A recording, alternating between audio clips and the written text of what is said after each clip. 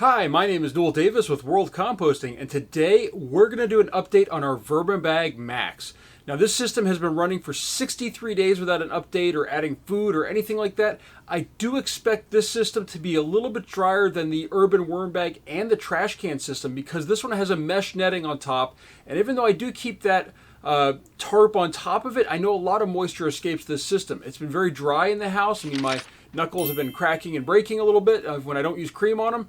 So hopefully this isn't going to be too bad, but I think that the worms will have dug down a little bit and we're going to find a dry layer on top of cardboard, and probably a lot of that cardboard will still be there fully intact. Now with that, we are going to add around 5 pounds, 12 ounces of food. So this is going to be a fairly substantial feeding, but we're going to try to add that. And this time I have a special treat. We've got some watermelon, which has a lot of moisture content in it, which will hopefully kind of up that moisture content from what we're putting in there with just the sprayer and the wet bedding. And with that, let's go to the system and take a look and see how it's doing. All right, here is our Vermibag Max. As I said, it's been over 60 days, so this has been a long time coming for this opening here. Oh, I've got quite a few fruit flies coming out here, surprisingly, and looks like this is pretty full. Probably have to refresh this with some more stuff, but we'll put that off to the side for now. Let's zoom in here a little bit. And let's go ahead and take this off. And oh my gosh, look at this. Because of this, this is something that has mentioned a couple of my comments, but putting a piece of plastic over the top, look at that. We can see the worms right there on the top. I'm just going to move this off to the side.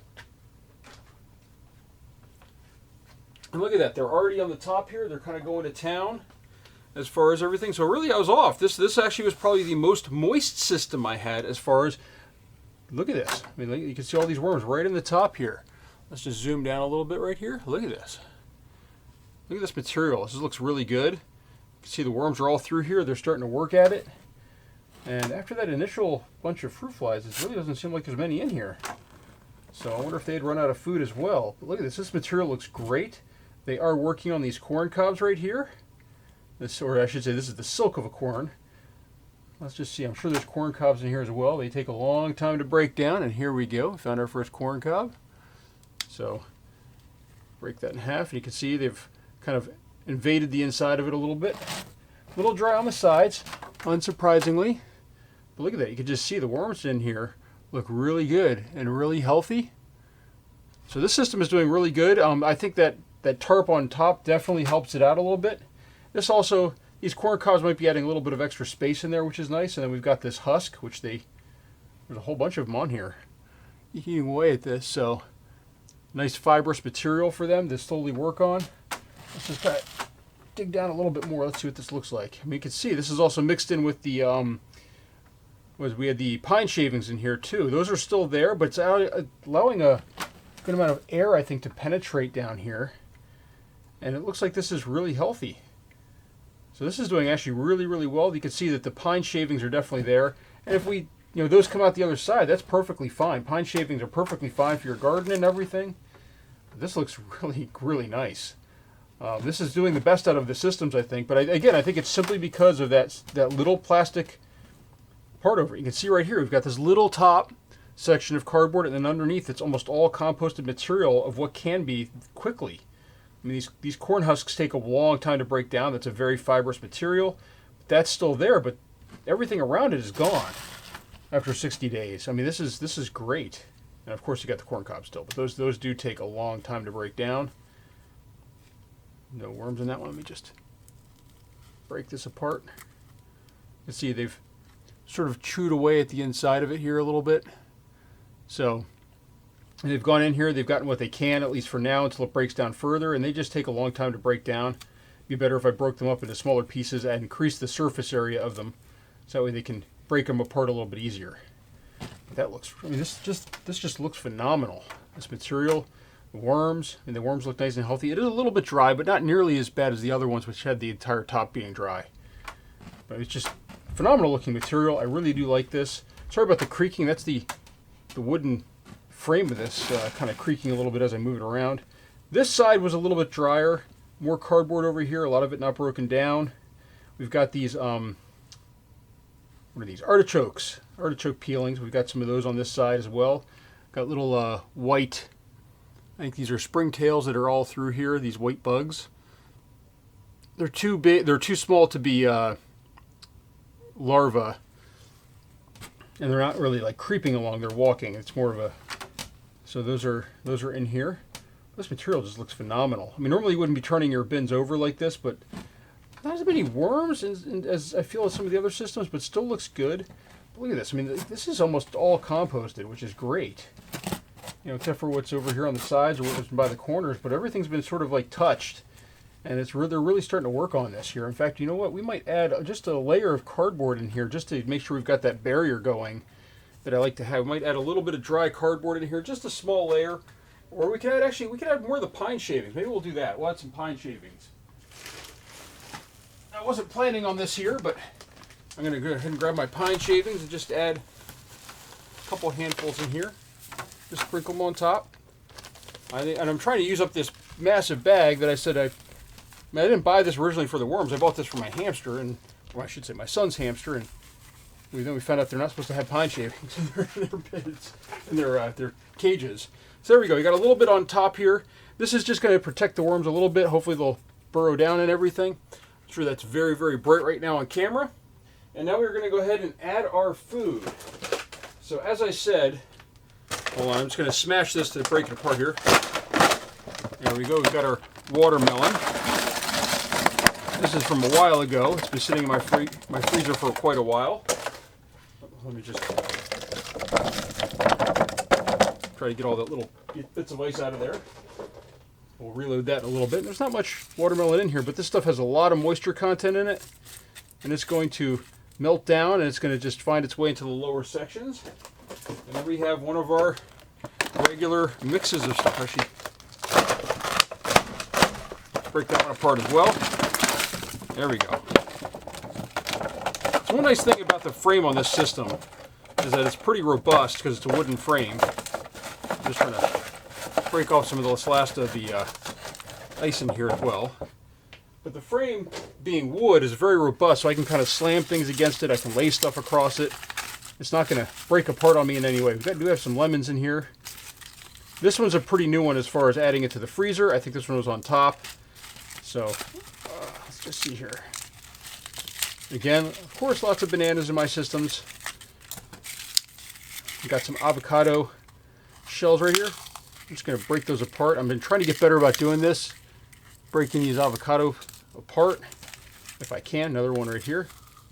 This one's not quite as crunchy as the other one was. It's a little bit less, a little bit more flexible. And then I think we had this one. I think it was a bad one actually. Yeah, this one's going to be a little bit tougher to break apart. It still has the avocado inside it. This one we opened up and realized it had started rotting already, which is highly unusual. Normally we're pretty good about getting stuff that's in our refrigerator quick enough, but that one rotted right away. All right. Just trying to break apart these coffee grounds right here. Have some clementines. Actually, this is a full clementine right there. Have some lemon. There should be enough crushed crab and eggshell in here. I'm not going to worry about it this time. I'm not going to add any. I don't have any ready to go, actually. I just checked my container before, and I need to crush up some more crushed crab, more eggshells. So I'm a little bit off my game today, but we'll go ahead and, you know, this looks like a pretty light feeding. By the way, this is a pear. I don't add pears too often, but we've got some pears now in the house. So there we go. This is a very thin feeding, really, compared to what I normally put in these systems. But I'm hoping to check this a little bit longer than shorter than the 60 days that I've been letting these go. I'm hoping to get back into my routine of checking them weekly to every other week. And with that, let's go ahead and add our wet paper on top of this now. So I've got my container of paper here. So as you can see, you know, my normal big cylinder container. There's a lot of water coming out of there too. So I'm going to shake it down in there. All right, maybe not. It's stuck. There we go. It's a little better. There we go. Nice amount of paper right there, and we can just spread it around.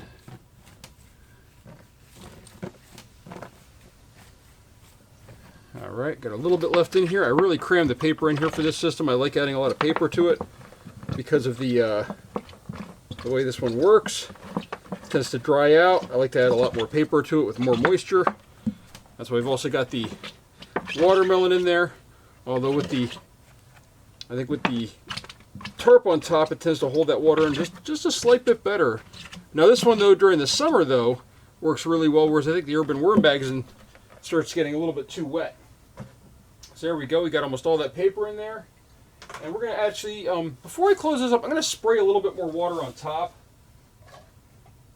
So, just add a little bit more water in here. I didn't say, there's a bunch of fruit flies that came out right at the beginning and then they seemed to die off. You can see some of this cardboard just didn't, even though I had it soaking for, about 40 minutes or so, it's just not all of it got wet. There we go. Make sure we just moisten the top really well.